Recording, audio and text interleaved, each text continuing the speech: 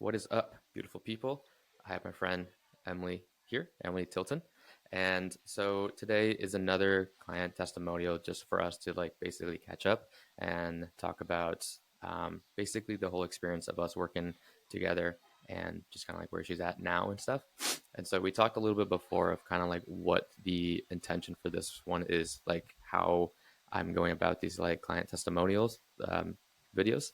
So what we were talking about right before this is more so I just want Emily to kind of like as if she had the chance to kind of jump into like a time portal, go back, say to the very beginning before us worked together, basically that moment, and if she had like a 5 minute window, 5 minute timer, not to go buy a lottery ticket or anything like that, or like put a bet on the Chiefs winning, but more so if she had like 5, 10 minutes to just give to her younger self some nuggets, some wisdom of things that she wished that she needed to hear, that things that she would want to hear, things to look out for, and basically more so approach it from the perspective of being that big sister advice, big brother advice that we all would want.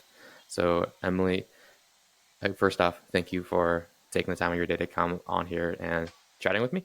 Yeah, And thanks for having um, me. and if you can take us back to the first moment when you reached out to me, what was going through your head, and what encouraged you, gave you the strength to take that leap to fill up that questionnaire?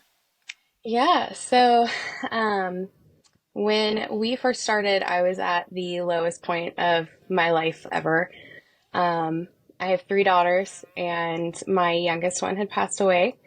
Um, and it really hit a pivotal moment of I can pick up from where I'm at now. I had just like stopped. I went through a few months of therapy and things, grieving process. And I was like, I don't really know what to do with myself. But I was the like most unhealthy I'd ever been. Through dealing with grief, I had started like smoking cigarettes again and eating anything all the time. And I went through, like I said, just like the roughest part of my life. And um, my therapist told me like I needed to channel my energy into something positive. And so I kind of, for the first time in my life, decided to channel that energy into myself. And I knew I needed to figure out how to be healthy. I still have two daughters who at the time were 3 and 1 and very active, and I was very much not. And I just knew that I needed to start rebuilding somewhere. And so I took my therapist's advice and I started reaching out to a friend. One of our mutual friends who introduced me to you and said, like, I know this guy who wants to work with clients, and here you go. And so I got the questionnaire from you. And I remember filling out that questionnaire and just being like, what am I doing? Like, I've tried my whole life to lose weight. I've tried to work out. Um, am I even going to stick with this? Like, I'm about to jump into something, paying someone to tell me what to do. And it's like, well, I could just YouTube it. And I remember thinking all these things as I'm filling out the questionnaire. And then I hit submit and I just took a deep breath and I was like, okay, well, there's no going back now. So he's going to reach out. Um, but yeah, it was a very low point for me. And I just remember thinking like, I'm not going to get any lower than I am now. I'm not going to go downhill any further than where I'm at right now. So why not try to go up that hill instead of just staying here? Were you so comparing that feeling and comparing after we first spoke? Um, I believe it was I think it was either the email because that was like 2.5 years ago. Yeah. Um, how did you feel once we did speak for the first time? Just Yeah. So I was actually really shocked. Like I expected some stereotypical like fitness jock, no offense, to get on the phone and be like, "You're a woman who's had 3 kids and does nothing," and like just a lot of judgment. And I remember just feeling really anxious, and I was like, "Oh my gosh, like I'm about to talk to this person who's worked out and done all these things that I've always wished I could be." And he's not going to have any idea where I'm coming from. He's not going to understand like where I'm at in my life and what I need. And then something really awesome happened, and you had empathy for me as a human being. Um, and you were just really great, and you were understanding, and you listened to what I was saying that I had trouble with, and you created a plan from that instead of just saying, like, no, this is what you have to do this way. It's the same for every person. Like, I felt very individualized after that conversation. Good, good. And I think that is something that many people, and jog my memory here, have you worked with a coach or a trainer before we worked together? No, I was always too scared to even talk to them, so I never worked with anyone before. Okay. And so, but which it's fair that you had those apprehensions and those thoughts of like, is he going to judge me? Is he going to Hmm. say I'm being lazy? Things like that. And I'm I'm glad I didn't show up as being that person. No, total opposite. So I'm glad that you were able to receive it well. And I still remember that moment when I saw that form fill out, and you were like the first person that I started working with when I started this whole thing, and just reading your story, and because it was on Christmas, I think it was Hmm. the day after Christmas, and I was Yeah. like, I don't even care. I'm going to work with this girl. I don't care how long it takes, and even till now, off and on. Hmm. And so after those moments and everything, what was one of the biggest things that that was a like an aha moment to you that just like this felt right, like this was exactly what I needed to do? What was that? Do you remember that Yeah. moment? Yeah, I do. So we worked a lot in the beginning about like nutrition. Like I had so much misinformation from growing up with a baby boomer parent and not knowing, anything about how to count calories. I remember as a kid being told that having a Diet Coke canceled out other calories, like that extreme. And everything I knew was from like YouTube or Facebook or just random people on the internet. And I was very lost. And I remember telling you, like, well, this is what I'm eating and how I'm eating. And you telling me, like, have you ever counted protein before? And I don't know why I never thought of that, but I was like, no, I only know how to count carbs and calories. And you told me, you're like, well, let's just try to up your protein and just see how your body feels. And I remember the first week or so that I had hit like 80 grams of protein. I think we were trying to get like 80 is almost 100 grams of protein in. And I was like, wow, like, I really don't eat as much protein as I thought I did. And I remember that first week, I felt my whole body, because I mean, when you prioritize that much protein, you're not eating much else. And I remember I went from feeling really sluggish and tired and just like I had no energy at all to I realized that following week after I stayed consistent with it, I was playing with my kids in the morning before having coffee. I was like going out and running errands and stuff after the gym and not feeling like I needed to take a 20-hour nap. Like I remember thinking then like wow, like this guy just explained it to me in a way I can understand and I have energy and access to this whole other physical ability of myself that I didn't realize before just in changing that one thing. We didn't even focus on anything else. It was just that one step of don't worry about anything except counting your protein. And I felt like in that moment, I was like, oh wow, like I can do this. Like I've got this. Like this was a lot easier than I thought it would be, just changing one thing at a time and just sticking to it and showing myself like I can stick to something. I love that. I love that, and thank you for sharing that, because I love that you you felt belief, that you felt like Yeah. you had confidence, you felt like you can do this. Yeah. Yeah. And when the part right there when you were mentioning how you and your daughters were like you're more active, you were feeling the energy, I still remember, and it was like you sent me a text one time, and it was like you're like, hey, I just freaking ran with my daughters. And that moment when you sent me that text uh is the one that stands out the most in Hmm. my like if I were to go through like my memory file as an index card, that's the one that stands out, that's like highlighted. And I Yeah. just remember how the text came out of nowhere, and just me. I'm not a parent, so I don't know what that feels like. I can't like pretend, but I can only imagine how good that would feel like and how Hmm. powerful that is. And the fact that you have that belief now and that gift to do that with your daughters, that just, I was so proud of you at that moment. And I was like, fuck yes. So funny story. When I had sent you that text, I don't know if you remember, we were on vacation, and my oldest, she always wanted me to play tag with her. And 3, 4 years of her life, I didn't because I was tired. I just told myself I can't run. That's not something I do. We were on vacation and she asked me to chase her. It was an empty parking lot. No kids were harmed in this.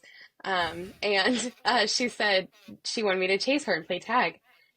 And I just took off and I just did it. And that's when I texted you. I was like, I just ran after my kid. Like literally, like we just played tag in the parking lot. And I can't believe that I did that. And I'm not tired. And because of that, anytime there's an empty parking lot, my kids and I play tag on the way to the car. And it's something we do literally every day, multiple times a day on our way to the car. If there's no one else around, we take off running for no reason. So it's a great kind of tradition we have now because of you. Well, I'm honored, but I was the guide. You did the work. You you took that leap to build that faith and that belief and the confidence when you didn't have it because you were at Yeah. a very low point. And I'm sure that you probably was, you almost have to kind of fake it, or like fake it a little bit, some of that belief. Yeah. And Yeah. now you have it, and now that you can, that's dope. Like you and your daughters can play around, and now that's a core memory in them. Now they're gonna remember their Hmm. mom being like, now that they're not gonna be able to. It's not like when they grow up, they're not gonna recall back being like, I couldn't hang out, play with my mom because she was too weak, too unable Yeah. to do these things. But now that history is not going to happen. It's, Right. oh yeah, we ran around the car all the time growing up. Yeah. All I remember is we just played tag going to the Hmm. car. That's gonna be in their memory file forever now. Yeah. And I love that you have that gift with them, and everything that you're doing is only going to feed into them, from like you being taught what you were taught, held you back a little bit when it comes to like your health and whatnot. But now you can change that direction, that trajectory for your daughters now, Yes. starting at the youngest age of at the time 1 and 3. Yeah, that's a big motivation for me still. And we've talked about the other mom friends I have when I had started recording videos for you for our training. I would just post them on my social media, and I gained a little bit of a following from that. And especially from like the mom community, and I had other moms reaching out to me. They're like, "Oh my gosh, like how are you doing this? Like I would be so scared to go on a journey like this, or I'm too busy, or, I admire your willingness to stick to something, but I could never do that." And I remember just telling them I didn't just invest in myself, I invested in my daughter's future because I didn't know. I didn't know about fitness, I didn't know about nutrition.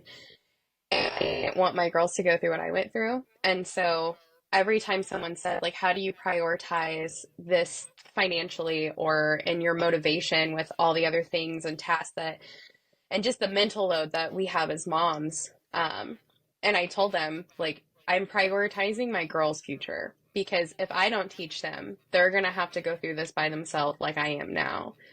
So that was a big motivation for me, and it still is, to continue learning and to continue training.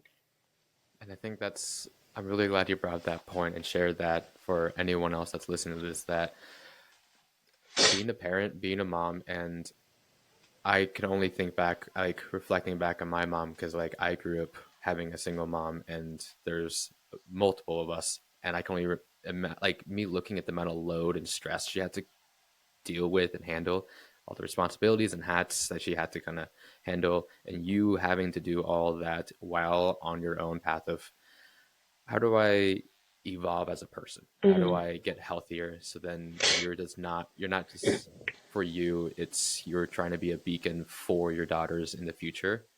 And I Hmm. think that's great. And I think that's so empowering and that you were able to do it. And now it just shows to anyone else who hears your story to be like, she can do it. Why not you? Hmm. Yeah. Yeah. And I'm blessed to not be a single mom, but through 2 years of us working together, um, my husband worked away from home for 3, 4 months at a time. And so there a lot of what I did, motivation wise, I was still being that only parent at the house with the girls doing the day-to-day things while he was off at work. And since this is a client testimonial, I want to say, for any moms listening, that working with you, you were always really gracious about me having to reschedule or having to say, I'm running a few minutes behind, or even having no other choice but to have those Zoom calls with you with my kids sitting on me or next to me because that's just what had to happen. But I still prioritized it in a way that I don't feel I wasted my time or your time. And I just wanted to take a minute to recognize any mom's worried about someone who doesn't have kids working with them. He definitely understands it as if he has kids. So, Now, I mean, I only have a dog now, but thank you. well, I'm you were thinking. always really gracious with me about that. And I think that's important because I know as moms, we get nervous about people understanding what it's like to have kids in your home all the time and not sometimes phone calls don't go the way you want them to. Yes, and I think that's just I'm glad. I think I'm just glad to grow up in a family where I saw there's a lot of moving pieces and just I Hmm. feel like just being a normal person. It's like everyone has stuff. Hmm. Everyone's can't. If you having daughters, like things are gonna happen when they happen. And if you're a Yeah. couple minutes late to a call, or if your daughter doesn't jump in, or if it's we're in the you're in a car instead of being a home, not being like perfectly, it's you can only control so many things. Yeah. And the way that you were able to find the harmony between everything just to Hmm. make things work just shows a lot of strength. And it was never perfect, and you never Yeah. strive to be perfect. You're like, what do I have to do? Let's get it done somehow. And Hmm. if it's messy, it gets done. Yeah. And so if you were still talking to your younger self right now, or to somebody, anyone else here as that big sister, it's like, what's one or two things that you would tell for them to be like, get ready, just get ready for this, something that you didn't think of before, but until it happens, and you're like, you need to know about this. So my number one thing, when I even talk to people today, or followers that I have, is you can do hard things and you can change things in your life and you can change your routine and think that you have all the boxes checked. But until your mentality changes to that, I can do hard things, it's not going to be a long term change. It's going to be something short term that you get burned out with really quickly. And the hardest part, I think, of all of this, it wasn't waking up every day and going to the gym and putting myself out there with a tripod and taping myself and doing all the things. That was hard, but the hardest part was when it was just me by myself and I had a decision. I could make excuses. I could not go to the gym. I could make excuses, get fast food on the way home. And I had a lot of those. I could come up with excuses out of thin air. Um, but until I changed my mentality of I can do hard things and this doesn't have to be something that I think of as, oh, this sucks or something like that. But I could think of it in a positive light of, yeah, I can do hard stuff. And look at me. Like, I just had a really hard day with my kids and I'm alone right now and I'm going home. I'm going to cook dinner at home or get my meal prep out. And that's hard. And it's super awesome that I can do that. Like, look at how strong I am. Look at how great I'm doing right now.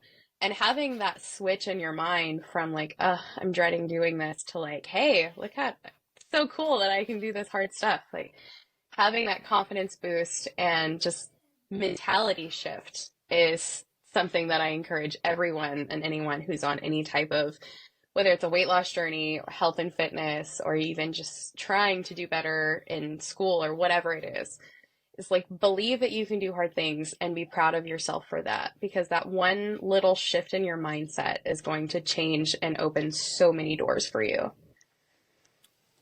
I'm so glad that you said that. And it's the transformation is so much more than just physical. Yeah. Yeah. And you probably at the beginning were looking like walking into it being like, okay, we're gonna look at this through like a physical lens. Yeah. But somewhere along the way, it just became so much more than just physical. It was Yeah. everything It's that it's you your said. everyday. It's your everyday mentality of, and I've talked with you, and I'm someone who talks very openly about like my mental health struggles and my struggles just in life in general. And it's never been easy, and it doesn't that switch doesn't happen overnight, but when you slowly just continue to tell yourself like I can do hard things and it's awesome I can do that. I'm proud of myself. I love myself for this. Like I'm worth more. And just those kind of cliche affirmations that everybody says to say, when you have an understanding of that and you practice it every single day, you actually believe it. Like I've always heard people say it's it starts in your mind, it starts in your mind. And I'm always like, yeah, but I want to be skinny and be able to run and, look awesome. But feeling awesome just mentally has far surpassed my expectations of looking awesome or looking the way that I imagined myself looking. That's awesome. And that's something that you can carry with you forever. And that's something that you can share and teach your daughters as they grow up. Yes. And that's so powerful. Thank you for Yeah. sharing. Of course. Yeah. Thank you. All right, guys. I think this is where we are going to round it out. Emily, thank you so much for coming on and sharing and just opening up and being vulnerable about the whole experience. And for anybody else who is listening, use this, listen to this over and over because you can do hard things because Emily's done it. You can do it too. And you can do it. Just if there's anything is you can do it, whatever it is, however big of a transformation it is, you can do it. There's no reason that says you can't do it. And if someone's trying to say that, then that's not the type of person you need to be around you. And if it's your own thoughts, then you need to have a hard conversation with yourself and you can do it. So, Emily, thank you for coming on, sharing. And I am so honored to have worked with you. And I'm grateful. Thank you. Thank you. All right, guys. I will catch you guys in the next one. Do all the good things. If you are not following, please hit that subscribe button, whether this is going to be on YouTube and podcast. So hit that subscribe button if you can. That really does help me out. Leave a rating if you think I've earned it. On Spotify, it's just a quick 2-second pop up of how many stars you think I've earned. And on Apple Podcasts, if you can leave a little message or review of your honest thoughts, I would greatly appreciate it. And thank you guys. We'll see you later.